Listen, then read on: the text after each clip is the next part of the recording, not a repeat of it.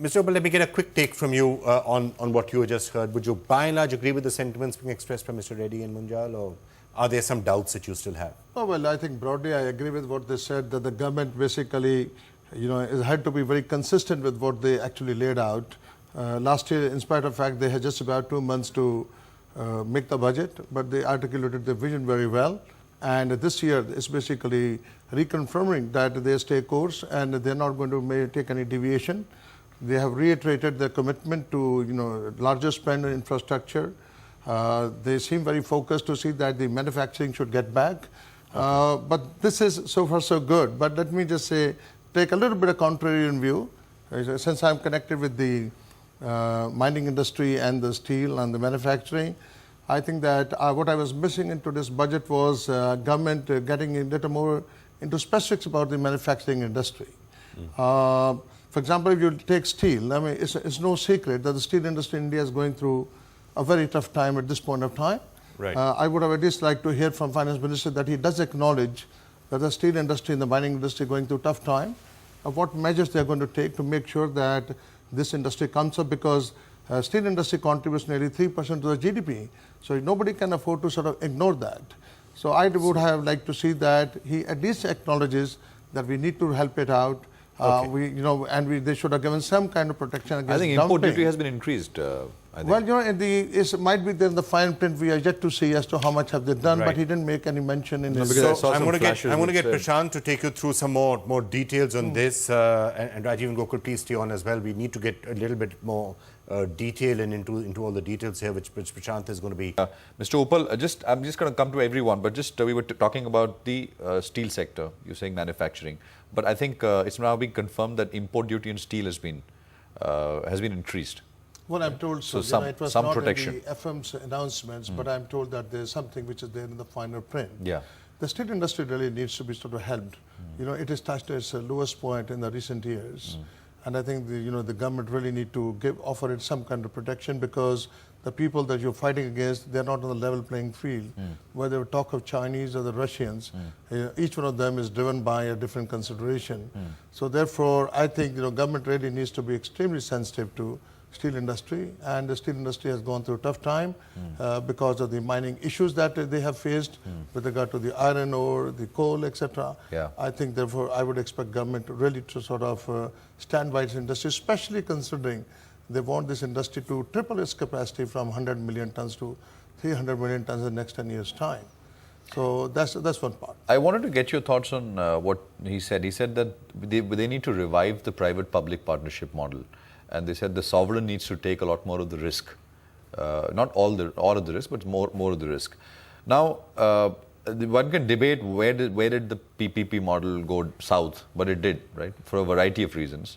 Now, let's take coal auctions, which recently concluded. You actually stood out. You one could say got a great deal, but obviously you did it with your smarts, and you bid reasonably well, and you got that mine. A coal block actually at a very reasonable price.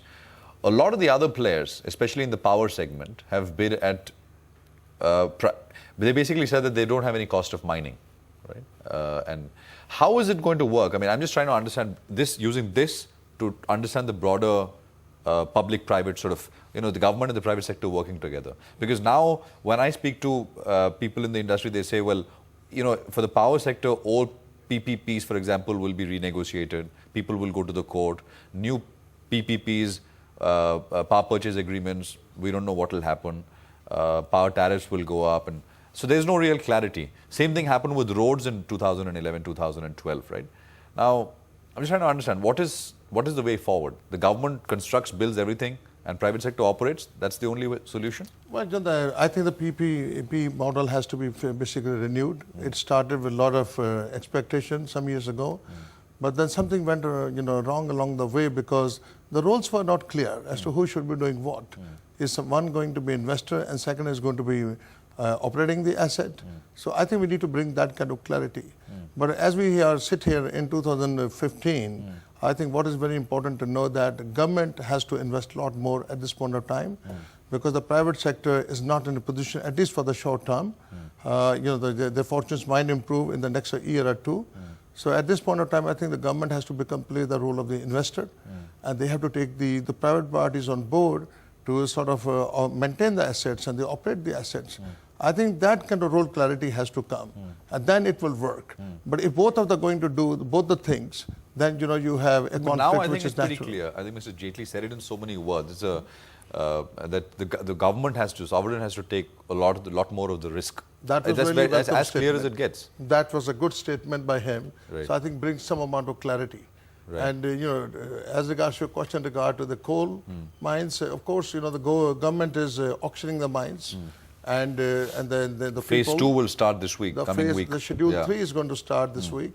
The Schedule 2 has gone on quite well. It went as per the time frame Yeah. the government has said, and I must say, government did really a good job for once they have really delivered according to the timelines which were considered. Yeah. And but you mentioned about the pricing in the coal mines. I think the one has to go very carefully on this, because here are we signing contracts which is not going to be limited to just 1 or 2 years. It's going to be there for between 20 to 30 years. Yeah. So Coal India is also going to ramp up their production. So they might come in the market with the coal at rates which could be more competitive than from your own block. So therefore, anyone who is going to acquire a block and operate the block has to be very mindful of what the future will pan out. Actually, the question to ask is, if all these guys are saying that we have no cost of mining, why does Coal India charge the price it does? I mean, you can put the question on its head. I would say that the way the coal pricing has gone about is somewhat unrealistic. Unrealistic. That's the point. That's the point. So I don't think Coal India is wrong in claiming I that there is don't mean certain to cost suggest that. of I was just saying that mining. I think it's one could- basically an expression of Yeah. people's anxiety to gain access to the coal. Yeah. It's more than anything else. But I think as more sort of auctions come along, I think you will see prices will become more realistic.